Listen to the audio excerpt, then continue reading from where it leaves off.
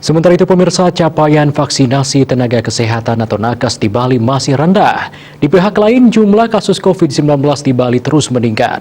Untuk itu Satgas Penanganan COVID-19 Provinsi Bali mengajak semua pejabat dan masyarakat melakukan langkah secara agresif untuk menyikapi apa yang terjadi di lapangan. Harian Satgas COVID-19 Provinsi Bali, Dewo Made Indra, saat memimpin rapat koordinasi percepatan vaksinasi COVID-19 di Bali secara virtual Senin kemarin menegaskan, saat ini negara dalam keadaan darurat bencana, sehingga dibutuhkan langkah maupun tindakan nyata dalam menyelesaikan permasalahan di lapangan.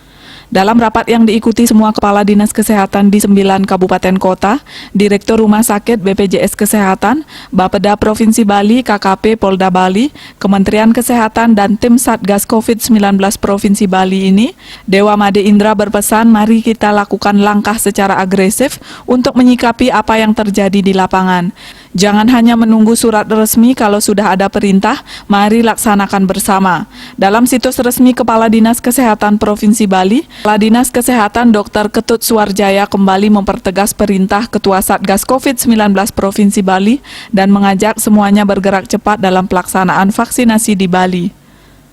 Suarjaya menggambarkan di Bali ada 120 puskesmas. Jika semua puskesmas melaksanakan vaksinasi nakes kepada 50 orang, tentu jumlahnya akan besar. Kepala Dinas Kesehatan juga membacakan struktur tim lapangan yang akan membantu percepatan proses vaksinasi di Bali. Ia juga mengimbau agar dilaksanakan vaksinasi massal bagi para nakes. Pelaksanaan vaksinasi massal ini rencananya akan dilaksanakan 4 Februari 2021. Wartawan Bali Pos melaporkan.